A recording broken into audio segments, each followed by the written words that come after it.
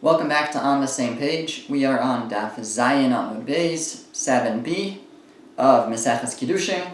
We're on the very top of the page. It starts actually the second line. The end of the line, the Gemara says, Ba'i Rava.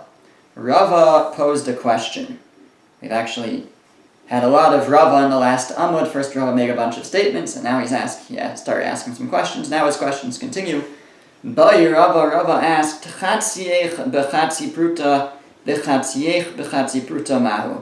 a man goes over to a woman and he says to her, and he gives her this, I guess, and he says, I should be mikudeshes to half of you with half a pruta, and half of you with half a pruta, for a total of 1 pruta, does that work? We learned last week that Rava said that if a man is mekadesh only half of a woman, it doesn't work for Kiddushin. But in this case, he's being mekadesh the whole woman. He's betrothing the whole woman, but in stages. He's doing chatziech b'chatzi pruta, half of you with half a pruta, and half of you with half a pruta.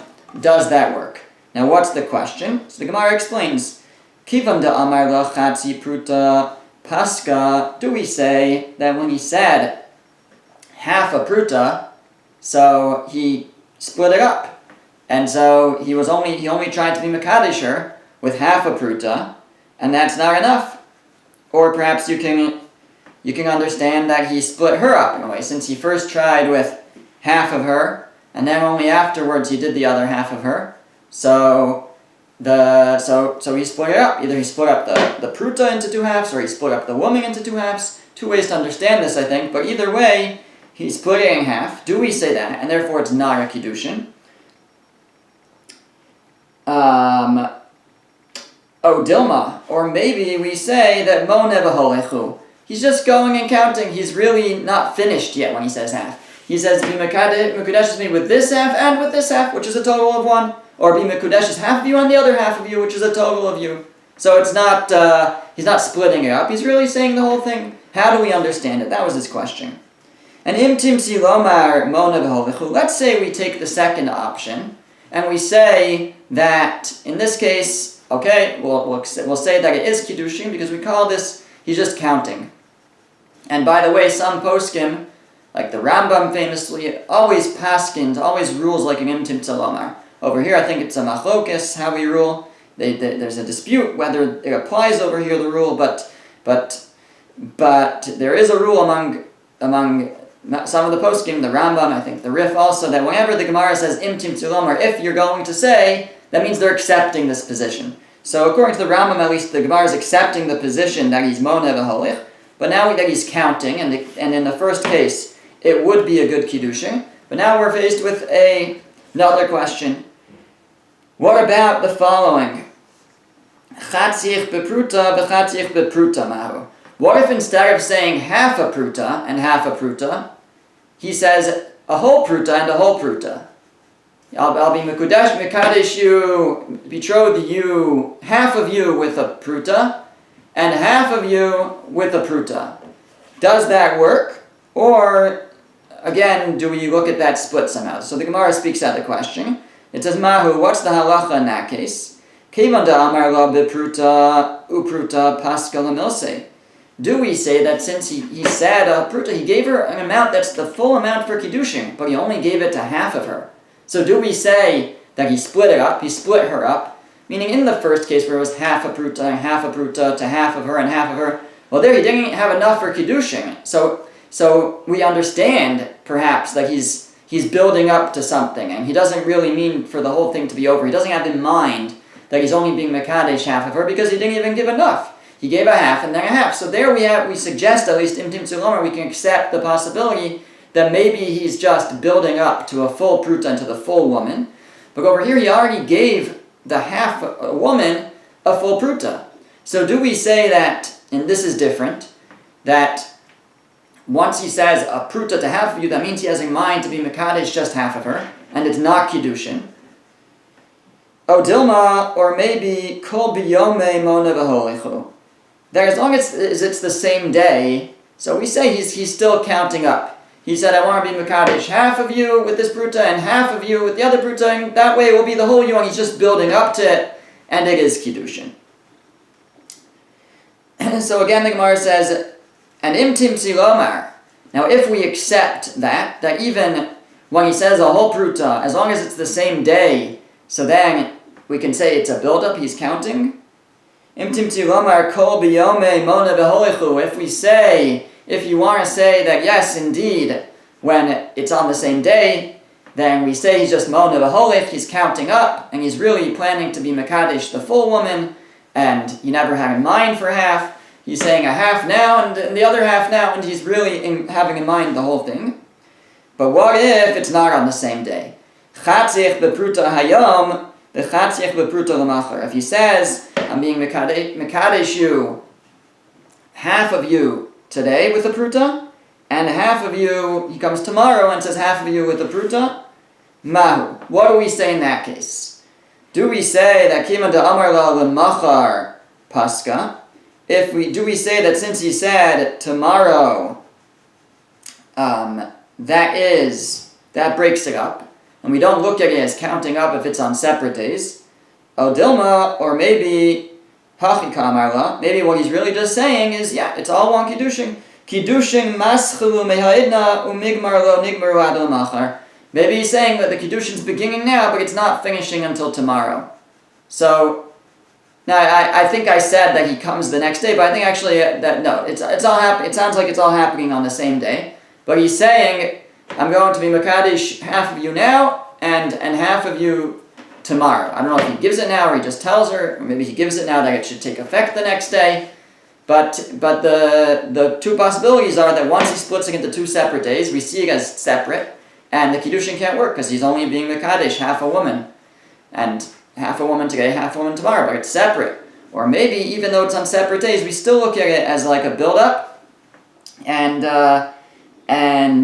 he's just saying that it should start today and finish tomorrow. Now, on that last point, the Gemara doesn't say imtim solam, or just doesn't say anything, and it moves on to another question. So that seems to be left off as a question according to everyone. The next question is, what if he says, Shnei chatzich bepruta mahu? What if he says, your two halves should be mekudeshes with one pruta right now? So he's not splitting it up, but he's just saying it in a divided up way. Instead, he's not being mekadesh only half of her, but he's saying, I'm mekadesh, I'm betrothing your two halves at the same time. Does that work? Do we say now, for sure it works, because it's all at the same time. He's saying your two halves, which is a whole. Oh, Dilma, or maybe ein isha miskadesh el chatzayin klal, or maybe a woman cannot be betrothed for half whatsoever. Any time that you divide it up, maybe it can't work, because once you say a half, so then she's thinking a half. And even if you're saying two halves at the same time, but as long as she thinks, or he thinks, that there's Kiddushin going on only a half at a time, and that's what they're doing, that they're being mekadesh half a woman, and again, he's saying both halves, but I guess they can be thinking that it's taking effect, that it can take effect on just a half. Just to see how Rashi says it, I think Rashi says something here. No, Rashi doesn't say anything over here. I think the understanding is that they are still looking at it, as long as you use the word half, they think that the halves are working separately, and that or half could work on its own, and that's a problem. That doesn't work for Kiddushin. That's our second suggestion here. And the Gemara ends off that Teku. We're left off with a question. We don't have an answer to this question. So as I mentioned before, the first two questions, which were, the first question Rava posed was, if he says half a pruta to half of you and half a pruta to your other half, does that work? And the second question was a whole pruta to half of you and a whole pruta to your other half, but he does it on the same day. Does that work? Now, in both of those, the Gemara used the term imtim tulomer, and it sort of accepted that it is Kiddushin. According to the Rambam, and the Rambam paskins that it works, actually, that we paskin that way. Some of the other commentators take issue with the Rambam, based on this last point of the Gemara, because the last point of the Gemara says that even if a person says Shnei Chatziech Bepruta, you're 2 halves for 1 pruta, at the same time, we even have a question about that, because as long as he uses the word half, we're not sure if that should work, because they're thinking half at a time. And the Gemara ends off teku that we don't have an answer to that question. So if we don't have an answer to that question, that any time you use the word half, then seemingly it means we never answer the first 2 questions either, because there also he used the word half. So, and they might be thinking that a half is working at a time. So that's the difficulty with the Rambam. In any event, what we have here is 4 questions in Rava. Number 1, a person says, half of you for half a pruta and your other half for half a pruta.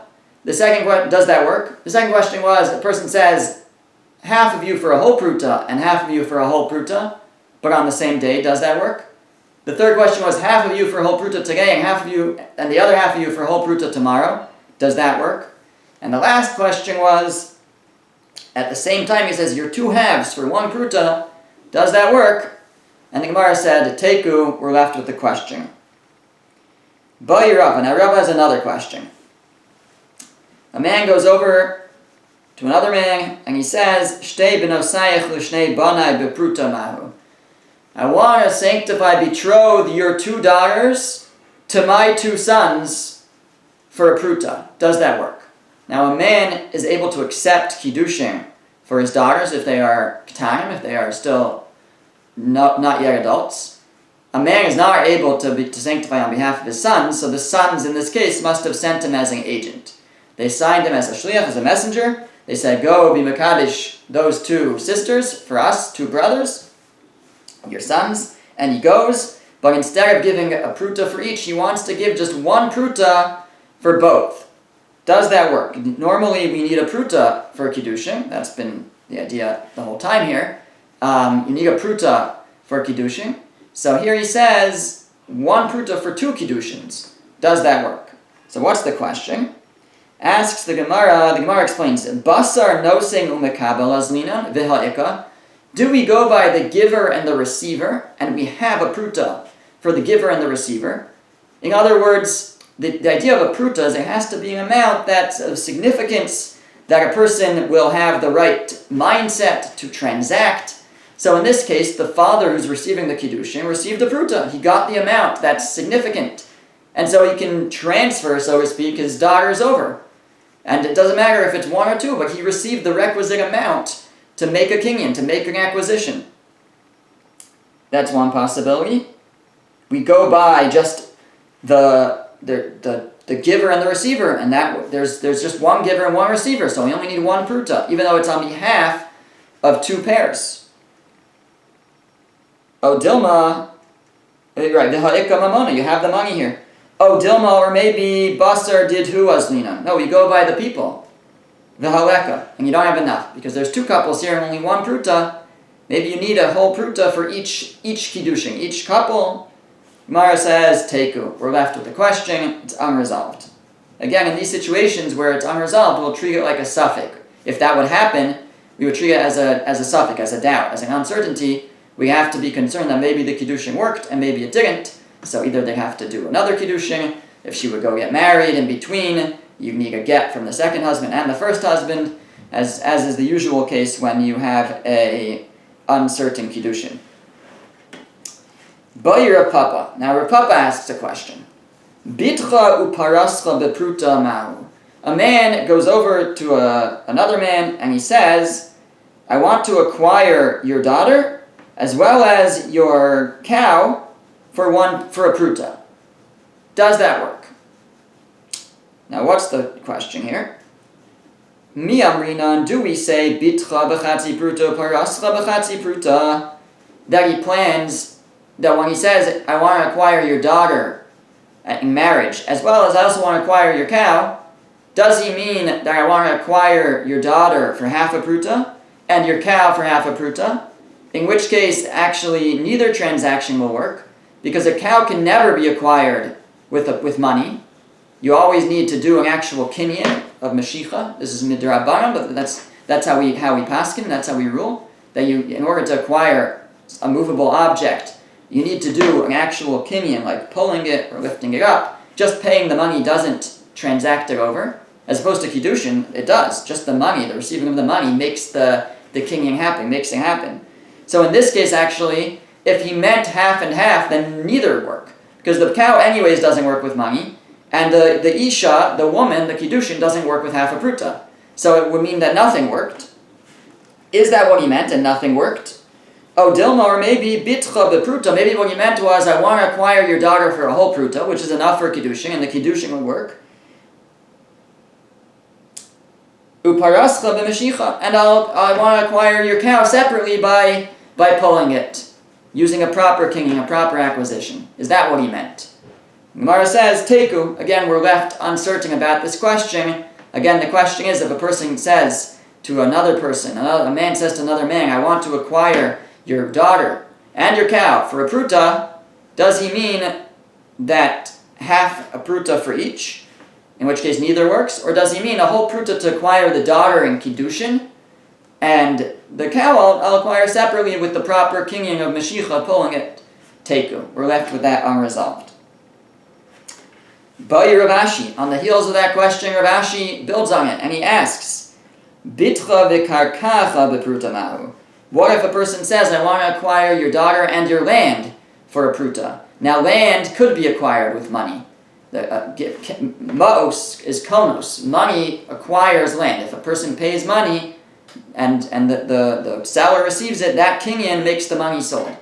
So let's say a person says, I want to acquire your daughter and your land for one pruta. Ma'u, does it work? And again, our question is, what does he mean? Bitcha b'chatzi pruta v'karkacha b'chatzi pruta.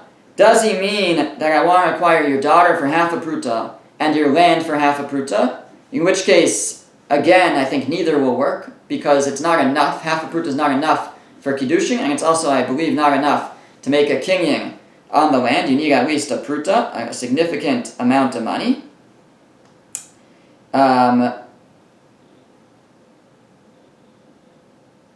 Dilma, or maybe bitcha bepruta v'karkacha b'chazaka. Or maybe what he means is, I want to acquire your daughter for a pruta, and the Kiddushin does work, and I want to acquire your land separately using a chazaka, using a proper kinyan that shows my ownership over the land, and a proper way to acquire the land, and that's what he meant. Teku, again, we're left with this question unresolved. So this built on the previous question. The previous question, perhaps one could say that since you cannot acquire a cow with money, so when he said your daughter and your cow, obviously he meant just the daughter with the money and the cow not with the money, because you can't acquire a cow with money. And by that I mean you can't do the actual kinyan. The method of acquisition can't be the transfer of the money. And that's why we had that uncertainty. And perhaps there it's more convincing to suggest that the Kiddushin should work. But then Rav Ashi says, but what about in a case where there's land? And land could be acquired with money. So there, perhaps, we don't assume that he meant that all the money should be for the Kiddushin. Maybe he meant some of the money should be for land, because you could acquire land with money. And again, that both questions are teku, both questions are left unresolved.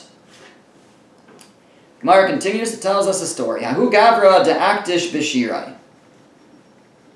A man was mekadesh a woman with shirai, with cloth, with silk.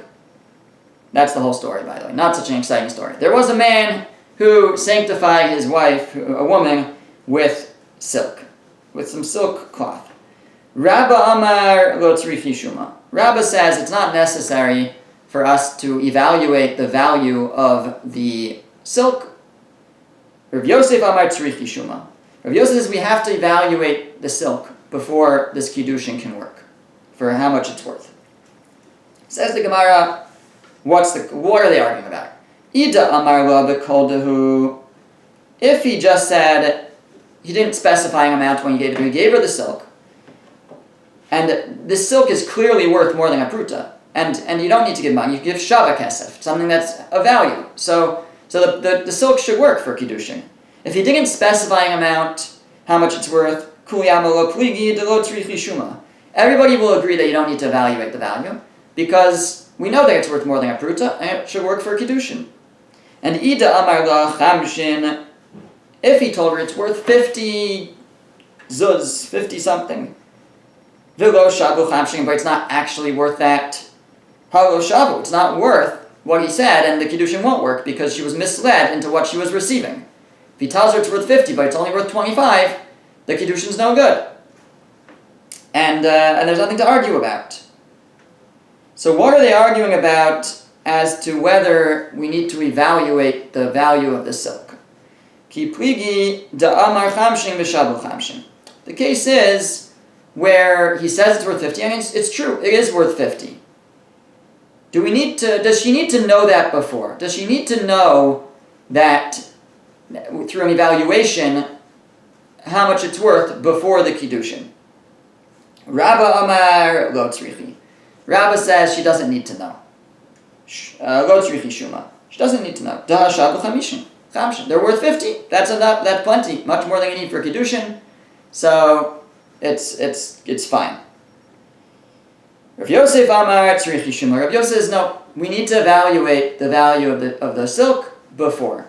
She has to see how much it's worth. Because Kivan de Itza Lo Bekiya B'Shuma. Since a woman is not an expert in evaluations, lo samcha daita, she doesn't rely on the price that she's told. So they tell her that it's worth 50, and maybe it's true. And afterwards, let's say we do evaluate it afterwards, and it turns out it was true. Does the Kiddushin work? Rabbi Yosef says no. Not unless we evaluated it before, and we gave her the graded value exactly what it's worth. Because if he tells her it's 50, then she's not certain about that, and she's relying on that. She's counting on that it's worth 50, but she's not really confident in that. And if she's not confident in that, she doesn't have the proper intent in accepting it as a transaction and transacting herself, and therefore it's necessary, says Rabbi Yosef, that we convincingly show her that it's actually worth what the man is saying it's worth. But again, according to this, if he doesn't say anything, doesn't say how much it's worth, everybody will agree that it's fine, because whatever it is. She doesn't care. He didn't tell her that it's worth a certain amount. As long as it's worth more than a pruta, then it's fine, and she accepts it. And that's what we would do nowadays. We use a ring for Kiddushin. We don't say exactly how much it's worth. We just give a ring for Kiddushin, and it seems everybody will agree that that's okay. Ikka da'amri. However, there are those who say that bekodahu nami pligi, that even when you don't specify how much it's worth, they also will argue. And Rav Yosef will say that even when you just give over the silk, or I guess in our case, give over a ring, and she doesn't know how much it's worth, and he doesn't say how much it's worth, but even then, without him saying how much it's worth, you still need to know how much it's worth. Why? So Rav Yosef Amar Shava Kasef Hareyu Kekasef, because Rav Yosef holds that when you do Kiddushin with something that has the value of money, it's treated the same way as money itself. And ma kesef de kayitz, and just like kesef, money itself, it has an exact value, we know the value of it. So af shava kesef nami de kayitz. So too, the top of the next page says that if you do Kiddushin with shava kesef, with something that has the value of money, it also has to be kayitz. It has to be exact. It has to be stipulated how much it is. That we learn, Rabbi Yosef is saying that by Kiddushin, we learn that you could use kesef. You're allowed to use money, and we learn out that shava kesef is kesef, that equal to money. It's something, the value of money is like money. But Rabbi Yosef says, it's got to fit also the parameters of money. And just like when you use money, she knows exactly what she's getting. So when you use shava kesef, when you use something that just has value, you also it has to be that she knows exactly what she's getting. Amar Rav Yosef. So that's why Rav Yosef says it has to be, when you use something of shava kesef, you have to evaluate it before the Kiddushin happens, so she knows exactly what she's getting. Amar Rav Yosef says, Mina la. Where do I learn this out from? Where can I derive this in the Torah? D'Tanya, because we have a brisa. The brisa says the following. It says, Mikesef miknaso. This is a pasuk that deals with an Eved Ivri, a Jewish slave. I believe this pasuk is dealing with a situation actually where the Jew in great need of money, sold himself as a slave to a non-Jew even. And there's a mitzvah to redeem him, but the deal is that he's going to be a slave until Yovel, until the Jubilee year. So the pasuk says that, how do you redeem him? How much do you give? So you prorate it based on how much he sold himself for and how many years are left till Yovel. So if he sold himself for 50, let's say, 50 zuz, and there were 5 years left till Yovel when he sold himself, so that's 10 zuz a year. So if there's only 3 years left on his contract, right, 3 years left until Yovel, then he should be redeemed for 30 zuz, because that's what's left of his term as a slave. So the Brisa says, the pasuk says, the verse says, mikasef miknaso, that you pay back from the money of the acquisition, based on how much the acquisition was. So the Brisa says, Detanya, we learn in the Brisa, mikasef miknaso, from the money of his purchase. And what do we learn from that? Bakasef hu nikna ve'eno nikna betvua v'kelim. We learn that an Eved Ivri, a Jewish slave, can only be sold for money, but not for tvua, not for produce, v'kelim, and not for vessels or clothing. That's what the Brisa says. So Rav Yosef now wants to examine the Brisa. We're saying that a Jewish slave cannot sell himself for money, for produce, or for kelim, for vessels or clothing. So he says, Hai tvua v'kelim hechidami. What's the case where he can't sell himself for produce or kelim, or vessels? Ilema delo maknu behu klal. If you'll tell me it means that it can never work, he can never sell himself for produce or vessels. But the pasuk there also says yashiv geulaso. He should pay back lefihen yashiv geulaso, according to what the cost was originally. His redemption should be paid. And the Gemara says yashiv is an extra word, should be returned. That's an extra word in that verse. It could have just said according to what his cost is his redemption. Why does it say his redemption should be returned, should be paid?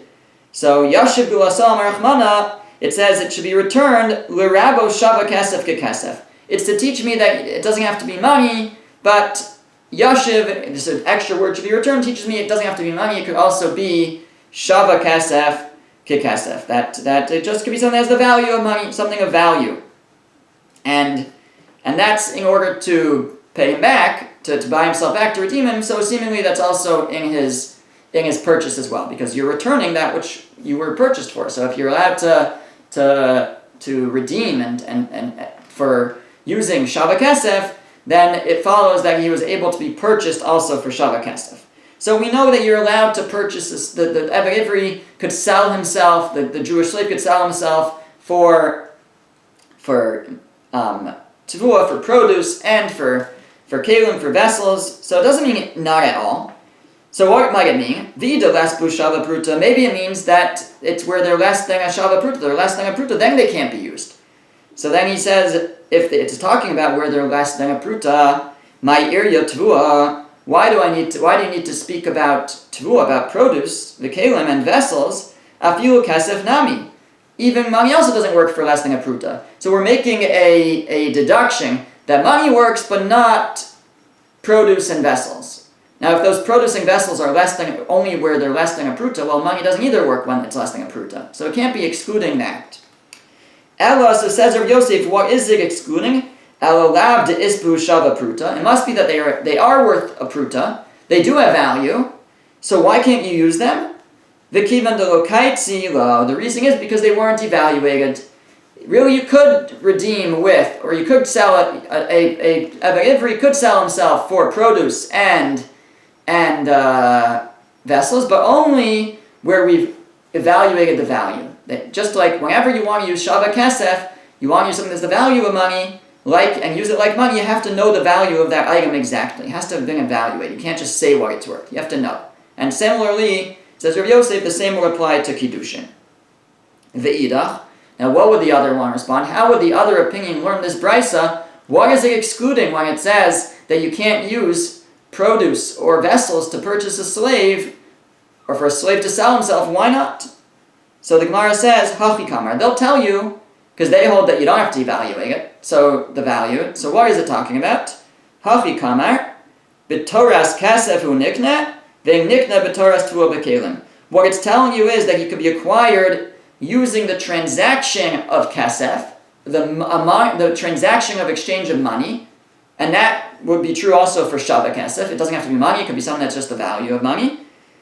But you can't use the transaction that's common to produce and vessels. If you use the producing vessels as a transaction of money, of ma'os, then it works. But if you use them in the transaction that's more common to them, then that doesn't work. What is that transaction? Ma'ninu chalipin. That exchange is, that type of transaction is chalipin, which we've spoken about, where it's more symbolic, where you lift something up. That's the type of transaction that doesn't work by a Eved Ivri. That's what it's saying. But it's not saying that you need to evaluate the exact value of the produce or the vessels or the item you're using as shava kesef.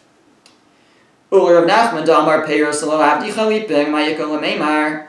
But Rav Nachman, who holds that you can never use peiros, you can never use fruit for chalipin, then what are you going to say? Because you can't say it's coming to tell you that chalipin doesn't work, and it uses produce as an example, because Rav Nachman holds that produce never works for chalipin. So that wouldn't be a good example to say that you can't use produce, meaning you can't do chalipin, produce doesn't work for chalipin. So that can't be what it's saying according to Rav Nachman. So rather le'olam delespu shava pruta. So those who disagree with Rav Yosef's interpretation, they'll say, I'll tell you what the Bryce is talking about. Really, it's coming to exclude produce and vessels which don't have a pruta. They're less than a shava pruta. And it's saying you could use money for a purchase of an Eved Ivri, but you can't use produce and vessels if they have less than a shava pruta. They're worth less than a pruta. And you asked, oh, well then that's true for money also. What's the exclusion? In what way are we excluding something? Money also doesn't work if it's less than a shava pruta. So the Gemara explains, it's a build-up. It's saying, you don't need to tell me this, but even this. Meaning, that the Bryce is telling you, you don't need to tell me that money won't work for less than a shava pruta, shava pruta we know that by money, it has to have a pruta value. Then you can use it, but if it doesn't have a pruta value, then you can't use it. But when it comes to using produce or vessels as shava kesef, as something that has the value of money, so I might think to say, since the benefit is very near, meaning there's money, you have to do something to transform it into something beneficial. You have to buy something, right? It's not beneficial on its own, but maybe produce and vessels which have a near benefit, an immediate benefit. So maybe even less than a shava pruta would be enough to create a transaction. Gamar makni nafshe, that's enough of a gemira stas, of an intent to make a transaction, because there's a lot of benefit here. It's significant, even though it's less than a pruta, but the benefit's immediate. So maybe that would be enough in the case of the Eved Ivri for him to sell himself as a Jewish slave. Kamash Malan, that's what the Torah is coming to teach me, and the Bryce is coming to teach me that no, it doesn't work even for exchangeable money, even for vessels and produce that are being used in a transaction. If they are less than a shava pruta, even though the benefit is immediate, it's not significant enough to create a transaction, and that transaction won't work. And that's what it's coming to teach me. But again, Rav Yosef is using this pasuk as a source for the idea that in order to use shava kesef, in order to use something as the value of money in Kiddushin, we see from here by Eved Ivri the same idea that you have to know the exact value. That's what it's coming to exclude according to Rav Yosef when it says that you can use money for a purchase but not produce and vessels. What it means is you can't use produce and vessels unless you know the exact value of those items.